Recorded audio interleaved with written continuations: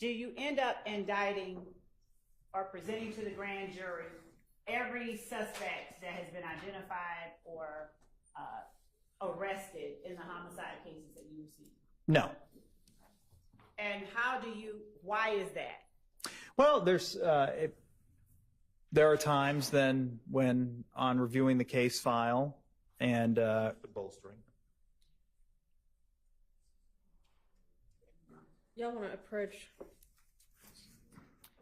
a little instruction to Mr. Sprinkel is to. Okay. Yes, Your Honor. I will try to tailor the questions that I ask so that the responses are as focused as we can be, while at the same time allowing the jury to understand and gauge how it is that Deputy DA Sprinkel goes about making decisions in his cases in general, and specifically how and why he did what he did in this case, and how it is consistent with the way that he conducts himself. Okay. And I mean, essentially, you're a lawyer, so it's easy enough to just tell you this. What we want to avoid is improper bolstering. All right. So just keep that in mind as you're testifying. And obviously answer the questions that any attorney asks you, but. And beyond that, with respect to what was discussed at the bench, Your Honor, I'd like the opportunity to. Sure. So we're going to excuse you for the day, Mr. Sprinkel, and 9 o'clock for you. And of course, if we end up with a different witness, then it won't be 9 o'clock for you, but be prepared to be over here ready to testify at 9. Your Honor, Yes, Your Honor. Before Mr. Sprinkel leaves, I would just ask that you order that no lawyers discuss these matters with Mr. Sprinkel now that he's sworn in as a witness. Okay, well, I hope everybody knows that that's not appropriate anyway when somebody's in the middle of testifying. So if you need to talk to him about another case, fine, but nobody be talking to Mr. Sprinkel about his ongoing testimony while he's still on the stand. Your Honor, I believe that the prohibition that Mr. Shard is referring to is akin to the rule of sequestration, and talking to him about what he has already talked about. I would ask that the court allow me to continue to speak with Deputy DA Sprinkel. He is our witness, and he's not, nobody else is, I mean, I know not to talk to him about other people's testimony, but talking to him about things that I'm going to be showing or saying or whatever to him, I don't know that there's any legal prohibition against that, and constraining us from interacting with our witness. He hasn't even been subjected to cross, so we're not trying to tell him what to say, but at this point, there's no difference in terms of his, anything that could be done improperly than there was before he was sworn. So I would ask that the court allow us, and if anyone else wants to talk to him, allow them to talk to him as well. There's nothing that can be, the rule of sequestration isn't going to be, is it violated? So there's not a prohibition against us talking to our witness or any other as I mean, honestly, I think the rule is actually something like, overnight it's okay, something at lunchtime isn't. But essentially you shouldn't, and he's a lawyer again, but you shouldn't be in the middle of testimony trying to coach him about anything, which and you won't be doing. Right. But speaking to him about, or asking him about, or showing him evidence that we're going to be doing, or we have, like I said, there's nothing to coach him about. I've just started on the examination, and I don't have any opposition to anybody speaking to him. I don't know if they've done it or not, but there's nothing improper that could be even done at this point with this witness, just because he has started his testimony. And I would ask that the court allow us to continue to work with and talk with our witness. And I would object to that. He's on the witness stand, he's sworn. That's every opportunity to talk to the witness about his ongoing testimony. If you hadn't talked to him about what you're going to show him before now, it's too damn late. number one. All right, Mr. Harvey, you keep talking to opposing counsel, and as you know, practicing law for as long as you have, you're supposed to talk through the court, okay? So can you please Sure. try to do that? Sure. There's Thank you. every opportunity. You should have taken the opportunity to talk about his testimony before he got on the witness stand. He's a sworn witness now.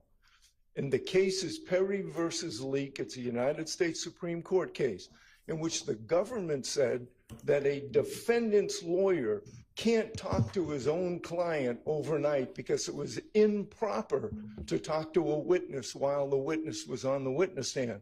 And the U.S. Supreme Court said, yeah, that's the rule, except for the Sixth Amendment allows a defense lawyer to talk to his own client overnight. So I object to the state or anybody for the state talking to this witness or any witness while they are on the witness stand and testifying. All right, so I don't think that the case actually limited it just to defense attorneys and defense counsel. That was the reasoning in that case. But, you know, Ms. Love, I mean, be aware that if you talk to him about something overnight, they're going to get up on cross and ask exactly what y'all talked about. That's fine, and I understand that. And Your Honor, that's fine. And if there's additional case law on any of this, I know that in the morning we're going to be bringing up, we're going to be briefing the court on some other things. Okay. I'll bring it to the courts. All right. Thank you, Mr. Sprinkel. That actually reminds me, so when Ms. Smith was on the stand, and I may have heard it wrong, but I think that she said that, you know, of course I know this because the trial's been on, you know, live stream.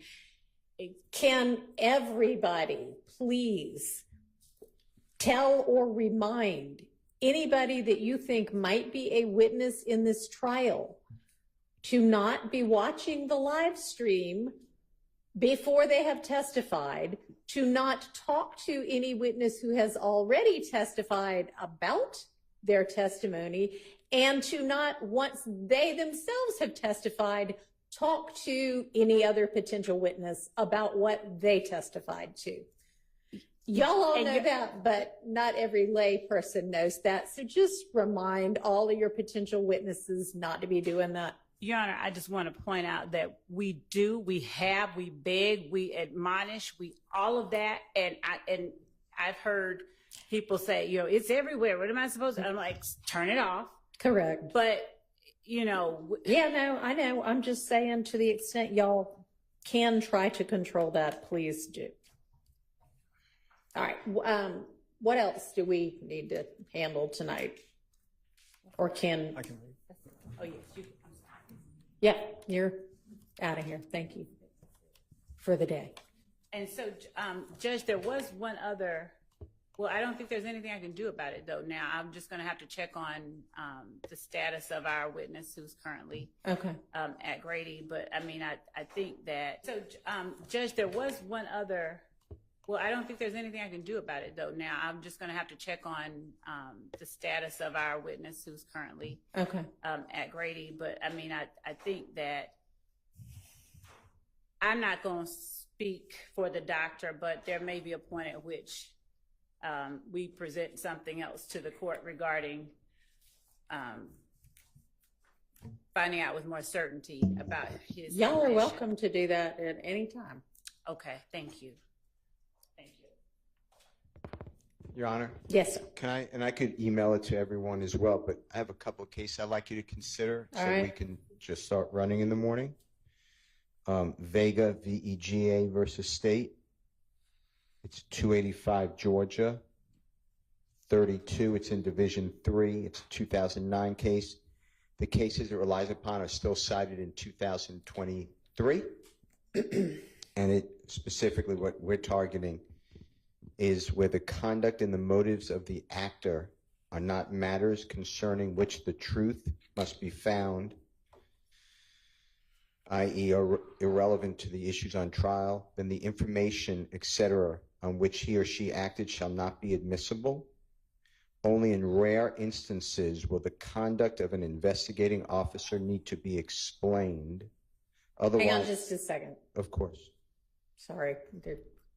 Have the deputy going in and out of the jury room, and it looks like some of them are still in there. Go ahead. Only in rare instances will the conduct of an investigating officer need to be explained. Otherwise, it is error to permit an investigating officer to testify under the guise of explaining the officer's conduct to what other persons related to the officer during the investigation. The mere circumstance of an officer's initiation and continuation of an investigation without more is not relevant to the inquiry. And the reason, there's also Leslie, by the way, Leslie versus State. That's 355 Georgia Appeal 244. 355 Georgia Appeal 244. It's in Division 7. It's a 2020 case. It says the exact same thing.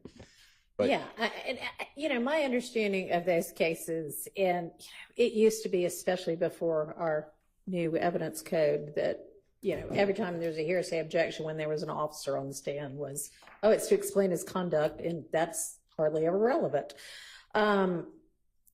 This is, A, not just an investigating officer, but B, if Ms. Love, I know you had said some things up at the bench that I think are relevant in responding to this issue of whether, I don't know if it's so much his conduct, but, I'm sorry? The practice that he goes about in deciding to sometimes not, I guess, bring an indictment against somebody that had been arrested. Yes, the decision, the way that he does his job. I mean, yes. I just want the court to appreciate this then. Then are we allowed to bring in people who've been exonerated by DNA from the Fulton County District Attorney's Office under Michael Sprinkel murder case that has been found to be innocent? Do we get to bring in individual people who say that they were wrongly charged and their murder case after indictment was dismissed? Do we get to bring in people who have pled guilty but will explain, I only pled guilty even though I'm innocent? Because this is just opening up, to me, the DA's office reputation. I could put my reputation in this courtroom as well. I could have a lot of people come in and say, I believe beautiful things, but we don't do that. And that's which is why, as you know, up at the bench, I instructed Ms. Love to focus and tailor her questioning so that it focuses on what he did in this case. Okay. I thought we were still talking about okay. And I agree with you. Whatever he did in this case may or may not be relevant, but right now he's talking about, I don't indict everybody that's brought to me. Sometimes law enforcement doesn't do a good job, so I have to pick up the pieces. I don't see why that would do it. I don't know why Ms. Love asked that question anyway, but it's Ms. Love's case. It's the state's case being led by Ms. Love. But one thing that I think it is, this is not the typical case in that the defense actually in this case has a couple of people, I think, who were once indicted for the murder of Mr. Thomas, who no longer are, and we have this other set of people now indicted.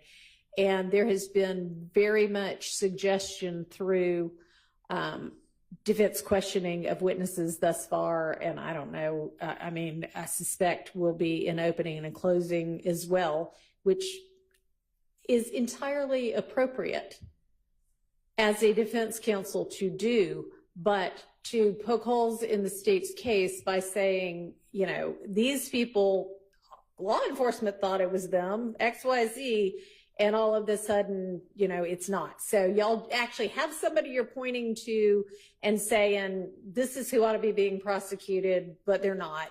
And it's because of, I don't know, whatever reasons y'all come up with to argue.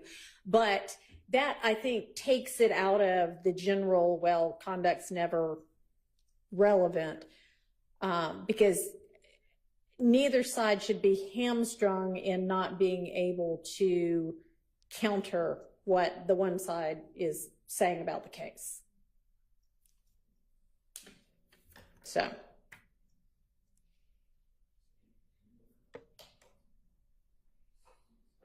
Anything else?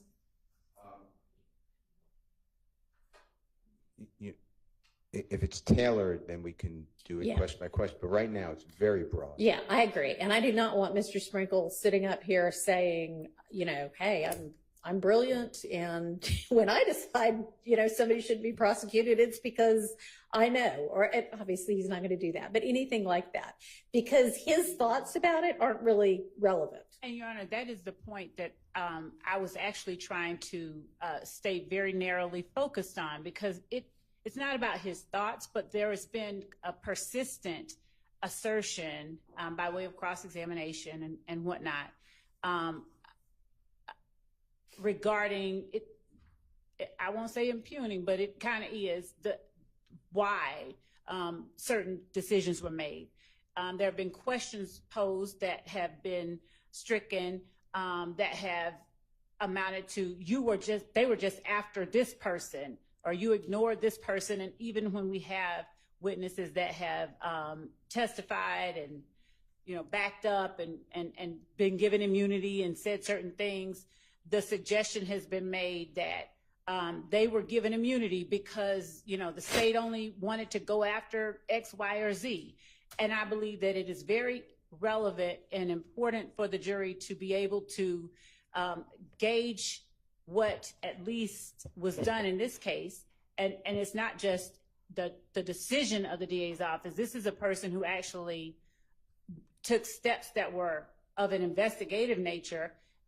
It is important that they are able to gauge what has happened here in the context of, and I said it at the bench, what he does with each case.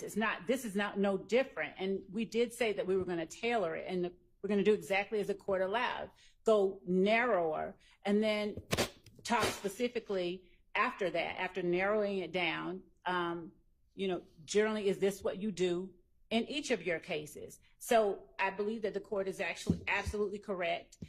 It would be hamstringing the state's ability to put what this person has done in the context of what they do each time, and then have the defense say, you know, well, he just went this extra mile because he was trying to find information. He went looking for these jail calls. He did all this work because he wanted to find something on this person, versus this is just how he treats an unindicted case. And I would like to, of course, present more case law on bolstering, as the court said that we could in the morning, to argue the point. Your Honor, can I just invite the court to observe that, to the extent that the court has been listening to the cross-examination and how we've been not presenting our case, it's not our case. Right. Our defense is that any challenges to the credibility of the investigation or the investigators has always been in the context of this case. Right? It's just been challenging what was done in this case, or what was not done in this case. And so we've been narrowly focused on defending the allegations and the investigation of what we thought were improper investigations, or targeting wrong people, or targeting certain people. So I think that's relevant. And what Mr. Sprinkel did in investigating this case, assisting the police in this case, sure, that may, like Mr. Steele said, may or may not be relevant. Right?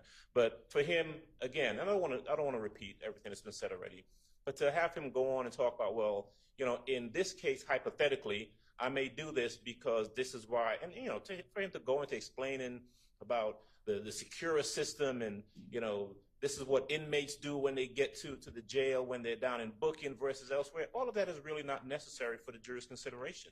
It's just not relevant. And for him to talk about other cases really would be improper bolstering. He's bolstering himself. He's bolstering either the work of the DA's office or investigators, and that's just not proper, unless he's talking about what was done in this case. All right. Yes, thank you. I will keep all of that in mind. All right. I will see y'all at, I mean, do we even think 8:45 is going to give us enough time? Let's meet at 8:30 in the morning, because I just can't get enough of all of y'all. All right, see y'all at 8:30. Y'all have a good evening.